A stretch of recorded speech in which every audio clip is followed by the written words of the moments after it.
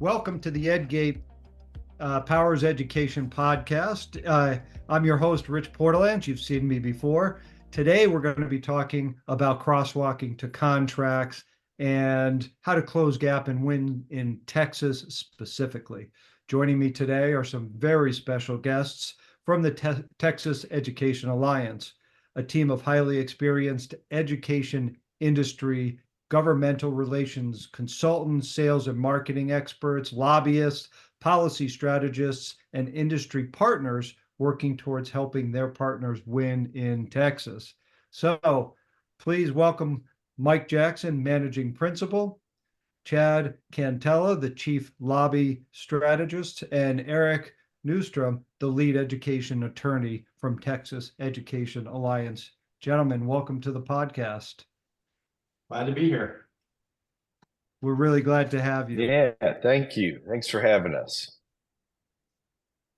So, we're going to jump in, and obviously, we're talking about Texas, and it's a complicated state. It's not simple. And if I'm an education publisher, and that's kind of the lens that we're going to be working from, publishers and ed tech providers who are trying to do business within the state. Why don't we start with a background, Mike? Can you give us a little bit of background on Texas Education Alliance, what you do, and what makes your team different? Yeah, thanks, Rich. So Texas Education Alliance was started to really help education companies grow into the state of Texas. And that can mean various different things depending on the company and the solution and the timing and the stage of that company. Is it a growth stage or a mature company or a startup? When I started this firm, I realized that my background is sales and marketing. So I brought that to the table, really knowing go-to market strategies and taking Texas as its own country, which it really is, the 8th largest economy in the world, a large education market. So what I did is I looked at, okay, well, we need market strategy. So when a company comes into Texas, they always say, well, how do we do this in Texas? We hear this all the time. But one of the important pieces of that that we found is that in the state of Texas, really understanding what's happening with the legislation, governmental affairs, adoption processes is extremely important to the success of the company.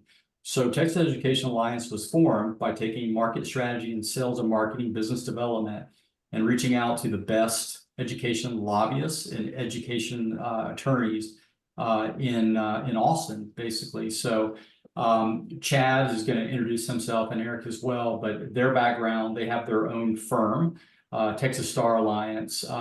And I was looking for the best educational lobbyists I possibly could find. And I think I landed on the right people with Chad and Eric. So we all work together as a team to help companies grow. And again, a lot of times it could be strictly business development, sometimes lobby work, sometimes, IMRA processes, so on and so forth. It's really based on the needs of the client. So that's great, and it's really focused in this education space. You guys are very specific, very niche focused, which I think is important for success with your clients. I'm going to kick over to Chad, but I'm going to remind everybody who's listening to the podcast, we're going to be doing a webinar on this topic on September 26th. Michael will be joining us. There's going to be some folks from learning.com, folks from EdGate, who will talk a little bit about crosswalking and how they're helping out folks with making sure that their standards and their alignments are all ready for Texas, et cetera. So please, in the link below, there'll be an opportunity to sign up to join that webinar. So please do that. Chad, can you give us an intro as well? Sure, I'll give you the quick background. I have been in the political government space for most of my adult life, well over 30 years now, and have been lobbying at the legislative level for the last 20 years. Eric and I formed a firm about 12 years ago, and my practice is several different policy topics, but primarily education, pre-K through higher ed, and that entails publishing and curriculum as well. And so what we do, it's pretty simple. We communicate on behalf of clients and active or groups to the legislature to help the process of creating policy, which we do in Texas every other year for 6 months. But in the other 18 months, we are working with the state agencies, Higher Ed Coordinating Board, TEA, or that's the Texas Department of Education, in implementing those policies and rules and regulations to help our clients understand and advance their progress. So that's us. I also have two kiddos in the public school system, 9 and 11. So I'm a consumer as well. Happy consumer. Fantastic. Thank you, Chad. Eric, tell us a little bit about yourself. Hi, yeah. My name is Eric Knustrom. I am a licensed attorney in the state of Texas. I went to the University of Texas School of Law. Part of that, I attended Sam Houston State University, eat 'em up cats. Right out of law school, I went to work teaching legal research. And about 12 years ago, as Chad mentioned, I was lucky enough to make his acquaintance, start working with him on legislative matters, focusing on statutory interpretation and construction, all things related to compliance and the nuances of the Texas Code and the Texas administrative rules. Outstanding. It's good to have experts on the panel, and we really appreciate you guys spending a little time with us. So let's dig into to what's happening in Texas. And my first question is for Chad. From your perspective, how has the landscape changed in meeting state and state alignment needs, and how can companies adopt? Do you have any? Sure, that's a great question. And the short answer is we've had a major overhaul of the landscape for compliance, adoption, whatever your phrase is for curriculums being certified. We had a process here in Texas that was similar to most states, which was an adoption process that had a predetermined lengthy schedule, and the legislature passed legislation last session that's being implemented now that creates several different levels of an ongoing process. So I'm sure we'll get into the details, but the short answer is the landscape has changed dramatically, than the most I've ever seen in my career. Which means that companies really need to pay attention and understand the details, right, of trying to gain adoption. That's right. Yeah, you took the words out of our mouth, or my mouth rather, because somewhat of the process now is still being developed, right? It's with lots of major policy changes. It's like anything else, the kinks have to be worked out. So staying apprised of all of that in real time is critical for any publisher that wants to do business in Texas appropriately. Thank you, Chad. I think that message to me is one of the most critical. Staying apprised in real time, and I'm sure we're going to talk about ways in which people can do that. Eric, if when we deal with clients today, we get a lot of questions pertaining to the Texas suitability standards.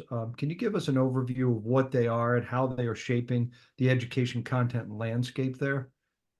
Yeah, I can absolutely tell you what they appear to be at this point. Obviously, since the legislation that created the suitability standards for the IMRA process were created last session, we only know what we've heard from the agency as the initial IMRA process has been ongoing. But essentially, the approval process has been subdivided into two areas, one having to do with the quality of the instructional material, And then the second, having to do more with the suitability of it for the student population in the state of Texas based on the elected officials on the State Board of Education and their prerogatives. And so while the quality standard is far more, I think, in line with what has been done in the past, the additional component of the suitability is something that also was considered by the board when they would make their adoptions in the past. It is just now more of a pronounced part of the process and probably far more well articulated than it existed in the past. Okay.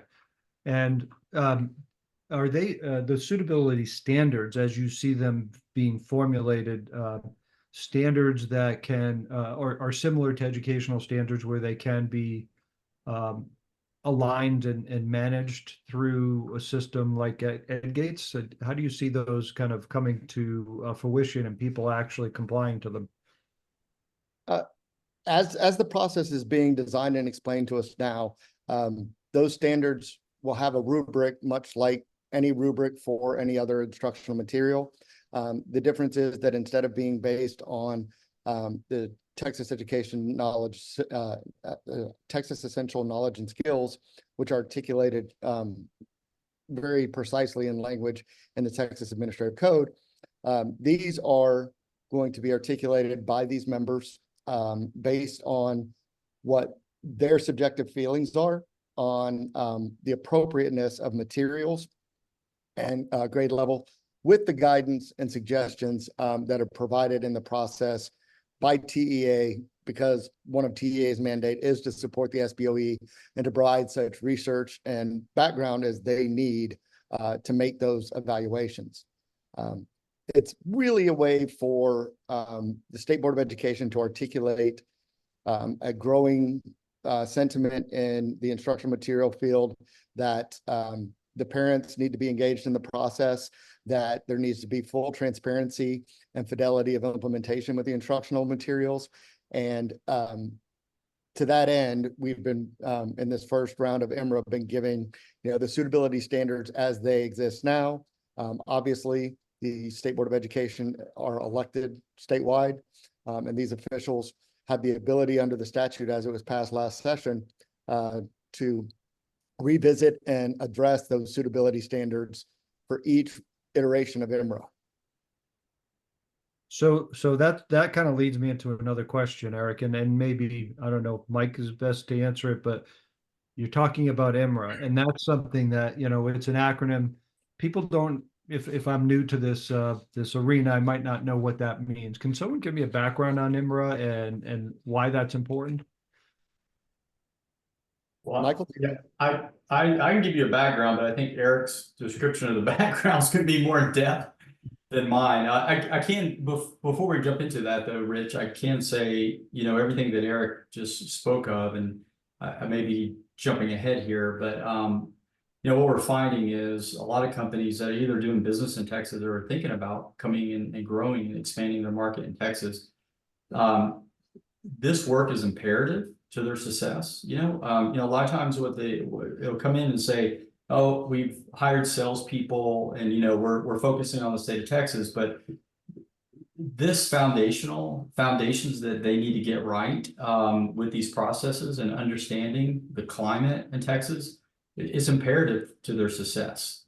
So everything Eric said, I can say that a lot of companies don't really understand that. Some do, but a lot of them go about an inch deep with it. So there's a lot more to it. So anyways, yeah, with the IMRA, Eric, you might be better to kind of explore chat. Yeah. I think before that's a great point, Michael, is that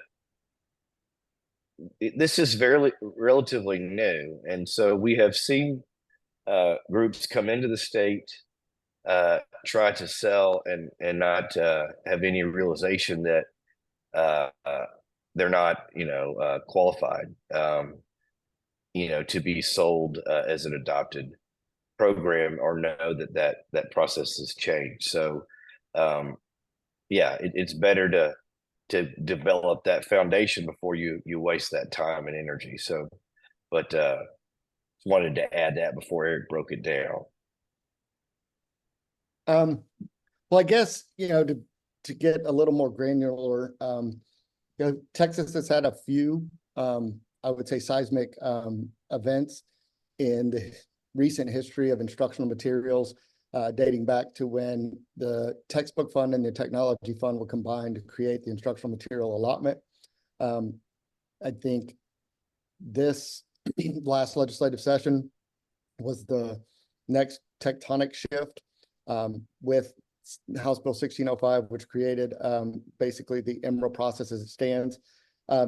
There's a lot of similarities between the former process for the State Board of Education, and there's some differences.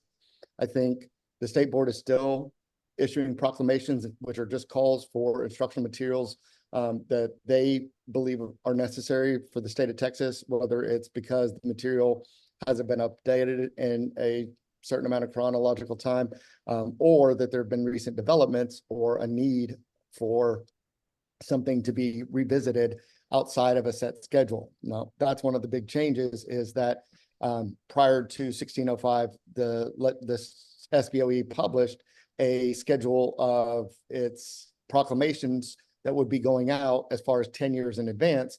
And that gave some predictability and some reliability to publishers in the way in which instructional materials would be adopted.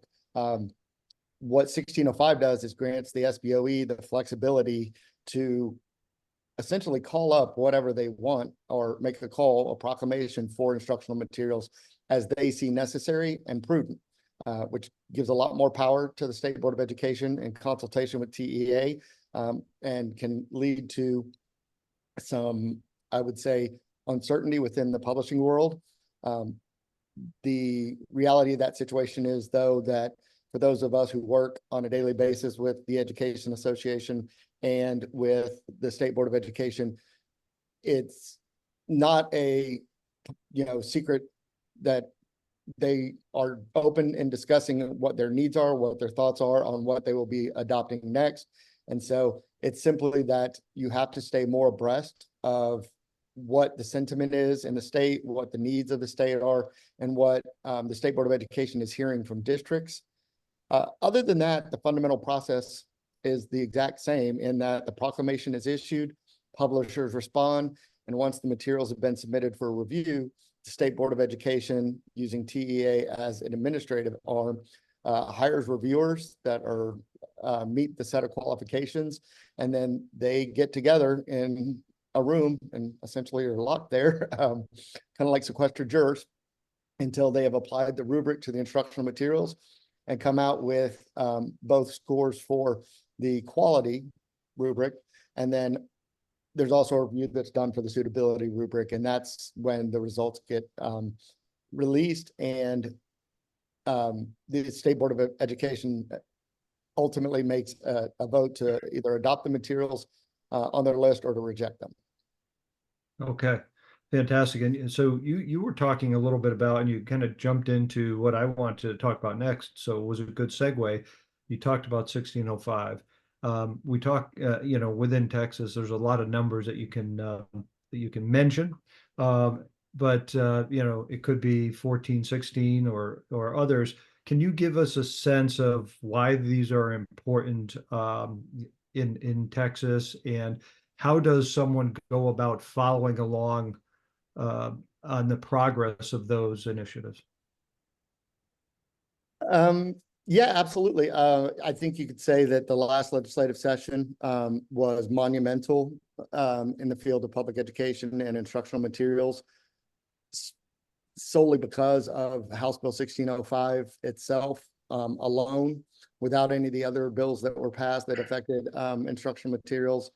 It really rewrote the foundation. Should be up next for the process, and also for how they're going to either develop their own curriculum and instructional materials, or source partners to develop Texas-specific open education resources that are licensed under Creative Commons license, which all of that can get really complicated, but it is to say that there's opportunities for publishers to work with TEA to develop a fundamental curriculum that is the basis of the HQIM process, but also retain their own intellectual property and use that baseline instructional material as a source for them to produce additional materials that public schools would be interested in. Aside from that, yeah, Chad, do you want to? No, well, just going to just jump in and then please come back to you. You know, a layman's observation may be that 1605, among other things, gives the state board actually more power with, you know, this somewhat of a subjective decision, as we visited about before with the suitability, which was, you know, part of 1605. And just as kind of an overview, that's an observation I think most people are taking away from this. But please continue, Eric. Yeah, I think that, you know, there's a lot of detail I could get into about the nuances in 1605.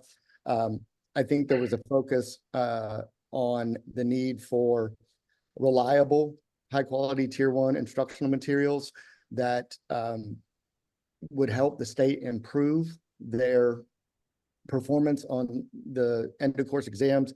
Specifically, I know one of the goals of the agency and the SBOE is to improve our 3rd grade reading and math scores. And one of the ways that they're seeking to prioritize the high quality instructional materials is by providing funding for technical assistance and professional development for the adoption of those curriculum that have gone through the State Board of Education process. So essentially, the state is building in a support. If you go through the IMRA process and you're adopted, you qualify under the quality standards and the suitability standards, the state is willing to use some of the money from the instructional technology and instructional material allotment to help districts if they've been using a different material, or if they just want to make sure that their teachers are fully equipped. They're willing to chip in for the professional development on that. And that's not something that's been done before in any way, shape, or form. So it sounds like through this process, there's a ton of opportunity. It's just getting through the web, trying to figure out how to go through the process and all the nuance of what's happening to get there. And I imagine there's been some companies that, you know, have tried and failed. So let's talk a little bit about that process. And it could be at a high level, Michael, about being prepared with the research and the things that you need to kind of step through. If you're going to advise a company on starting out to become adopted, you know, or start the process towards adoption in Texas, where does someone start? How do they get going? And what can you tell them about some of those steps? Well, I can, I can kind of lead this off and let Eric and Chad fill in the gaps. I can tell you from past experiences, we've had companies, education companies that they've gone through some of the rubrics, and and they went into it thinking they had everything in line what they needed in Texas. And this gets back to that foundation as well.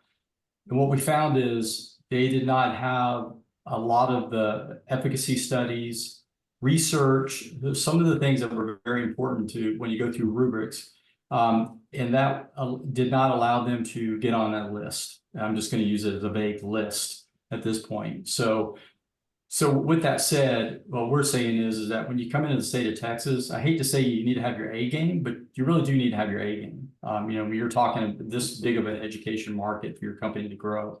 So that's what we find a lot of times is that they're not prepared.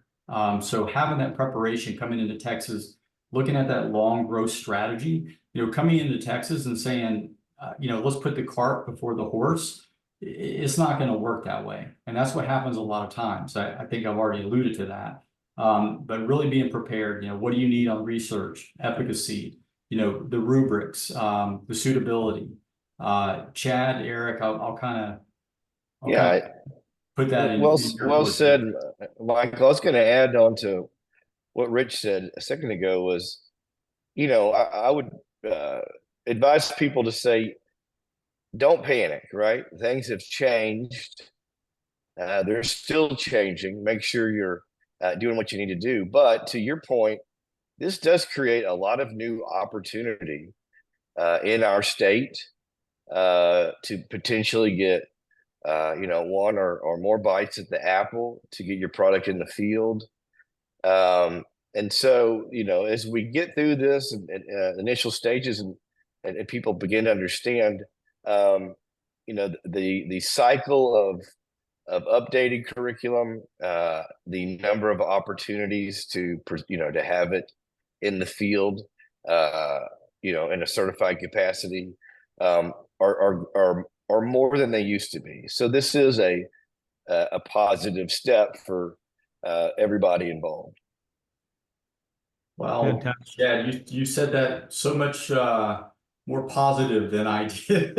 I was like, Yeah. you got to get your act together. But no, I agree with Chad. So Eric, anything to add about the process of getting started to adopt in Texas? I think the only other thing I'd add is that, we're at a unique point in the development of a new process. And just like any other, first version, there will be changes, there will be updates. This legislative session is going to provide some opportunities to clarify, to maybe correct a bit, but also to expand on exactly what the changes the last legislature was attempting to accomplish. As Chad mentioned, we're working with a part-time legislature and things are very rushed during our legislative session. There are already discussions going on among all of the stakeholders about small ways in which to clean it up. So I think right now, publishers and anybody involved in the adoption process have the ability to engage and to perhaps hedge or modify or even, sometimes shift the direction of things that could be troublesome or problematic. But, like Michael said, everything is a continuum, and, there are movements towards standardization and everybody coming around to something uniform. And then it seems like the pendulum swings back the other way and things are far more individualized. And I think right now, in a myriad of ways, we are back towards there being a lot of differences between the different states. Whereas, during the Obama administration and Common Core, you could say that a lot of folks had drawn closer together to a set of standards. I think that might be a little bit daunting and perhaps scary for publishers, but I would just caution that it's kind of like when I visit my extended family in the Midwest and they ask me if I want to pop, and being from Texas, I assume they're going to punch me in the mouth. Whereas what they really mean is, do you want Coke? And when they come down here and I ask them if they want a Coke, and they say, no, I want a Pepsi, I'm like, well, yeah, obviously you can ask whatever kind you want. So I would agree. A lot of what's going to be important in IMRA is understanding the terminology and the priorities that Texas has as a state for its instructional materials. And if you have somebody to help you navigate that, then it shouldn't be that scary at all. That's a great analogy, Eric, and I appreciate that. To talk about the nuance and understanding the language that's going on in Texas.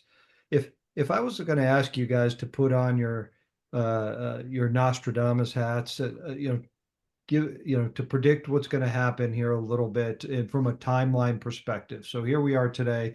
We're in early September 2024. We're looking ahead. You talked about the legislative session.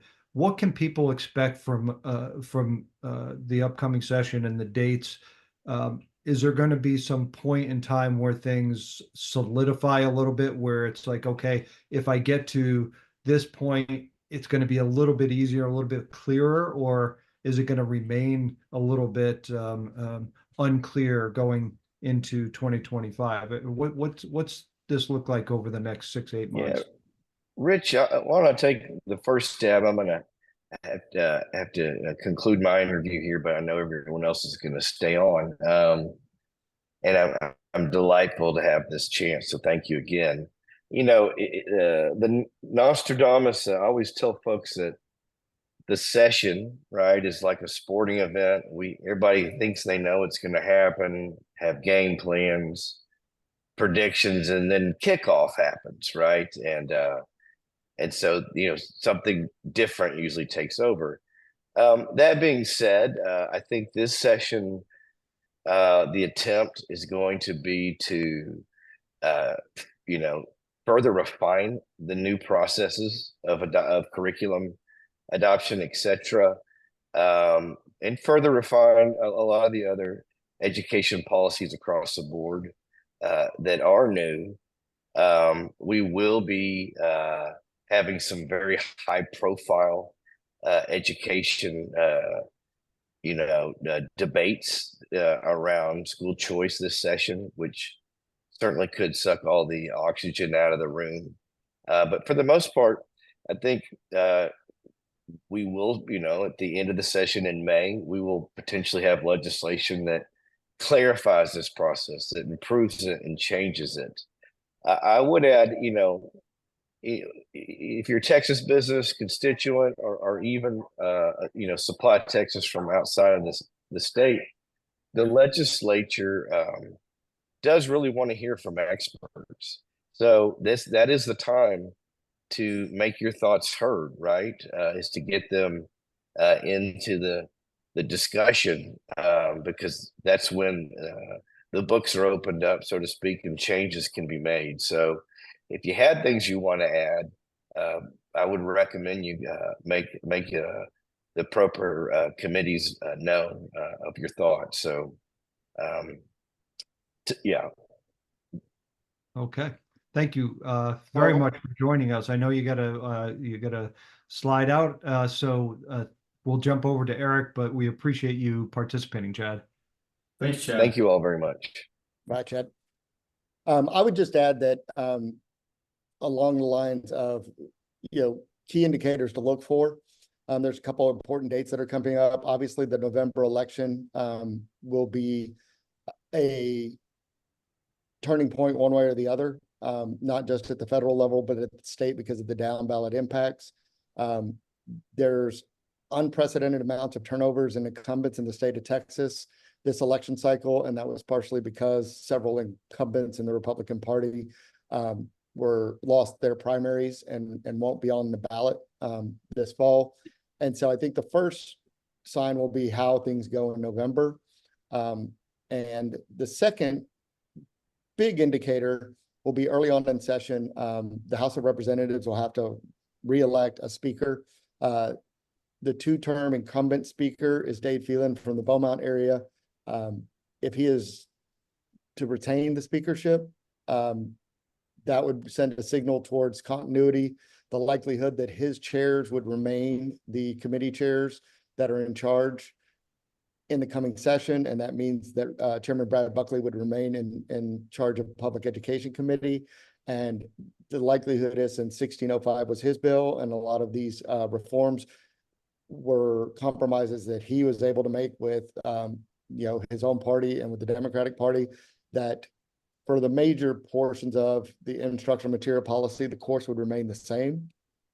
However, if the speaker does not retain the speaker's chair, current speaker, Phelan, does not retain the speaker's chair, I think it will become a far more uncertain picture as to how much will change, how aggressively people will want to revisit last session's adjustments and changes. And there are going to be at least a couple new faces at the State Board of Education. And one of the departing State Board of Education members is going to be a member of the House of Representatives.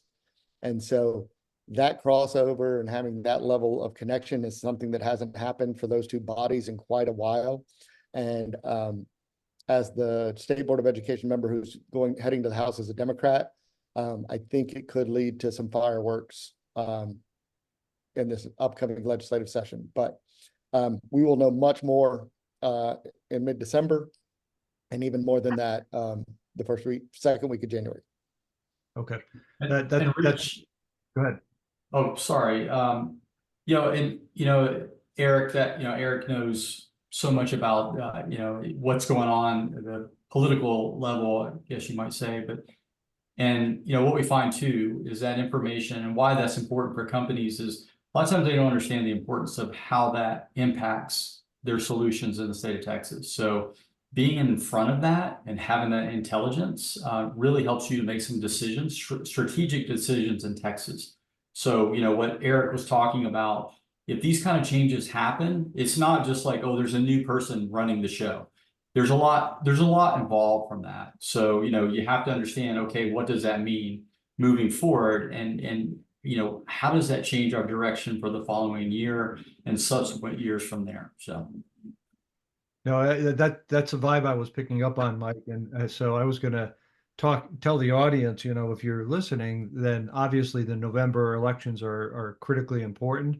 Understanding the propensity of change, the things that could occur, is going to be really important, and I guess that's why having a group like yours around this coming session in Texas.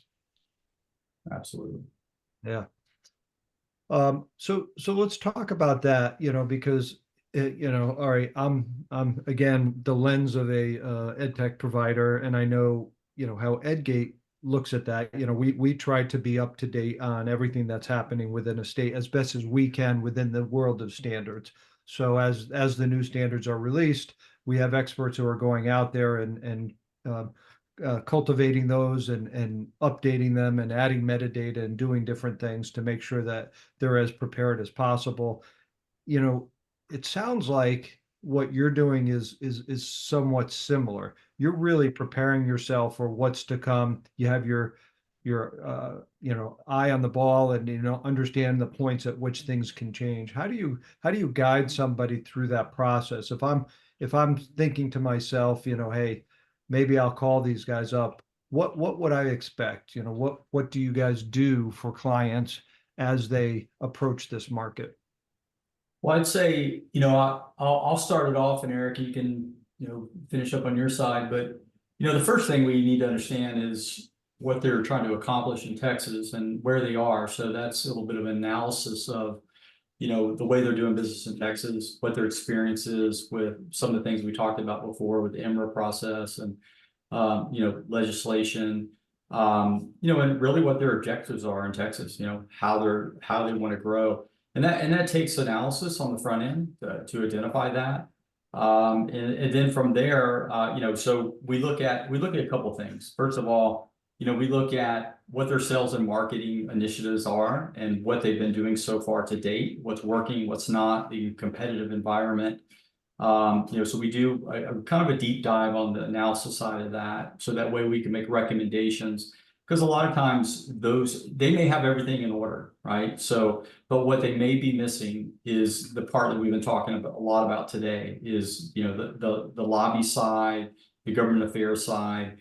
And then, but through that analysis, we kind of identify those needs. So, and then Eric, on the lobby side, if you could kind of fill in on that. So what is it that y'all are looking for when you're talking to clients? What kind of analysis that you're doing? Yeah, a lot of what we're having conversations about is how the addition of the suitability rubric is going to balance out in practice with the quality rubric and the previous standard of essentially, if the reviewers determined that you met 50% or covered 50% of the TEKS, that you were on the SBOE approved list. There is some ambiguity in what will be adopted, what will, for those in the education field, it wouldn't probably be out of line for me to mention cut scores, which are what they use in the A through F rankings for schools, campuses.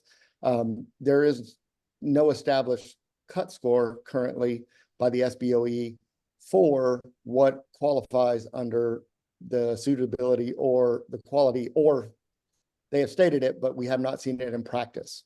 So what exactly is a high enough score or the bar that you have to reach to be approved as a high quality tier 1 in the IMRA process, and what the bar is to clear for suitability. It's been stated, but we haven't seen anybody actually run that race and cross the finish line. And so that is, I think, important to evaluate and understand. And then the other part is that, the process still allows for submission of additional materials during the public comment period and for an amendment and reconciliation process, which is a double-edged sword for most publishers. If everybody feels like they've got all of their materials buttoned up and they're ready to go, they don't want anybody to be able to fix anything or correct it. But also I've seen people that were 100% confident that they didn't, that things popped up and there were changes that the board wanted to see, and those changes needed to be made or the material wasn't going to be adopted. So I think it's important for them at this point to remember it's a process, and it's the first time anybody's gone through the process. So if you're willing to engage and if you're willing to come to the table with solutions and not just complaints, I think both the state board and TEA are open to hearing constructive ways in which the process can be commented on and improved upon. And we'd like to help facilitate those conversations. Yeah, and Rich, real quick to add to Eric, if you're not familiar with the world that, from government affairs and lobbyists and some of the things we talked about today, there's a couple of strategies that when we work with clients we do. So it's there's short-term strategies and long-term strategies. So, and they're parallel. So when we work with a client, what we're looking for is how can we start impacting what you're doing in the state of Texas now? By growing sales, visibility, exposure, so on and so forth, building relationships. But there's also a long-term play. And what we mean by that is this is not just this next session, how we can help you. It's really, we look for evergreen clients, that when they look at Texas, they look at it as like, this is part of our team for our growth in Texas. And we need this in Texas to make sure that year after year after year that we're represented at the state level side, but we also have intelligence to what's going on. So just to make sure that that's clear, it is a short-term strategy and a long-term strategy. So you got to be willing to play the game and just stay in the game. Yep. That's really helpful, Michael. Thank you.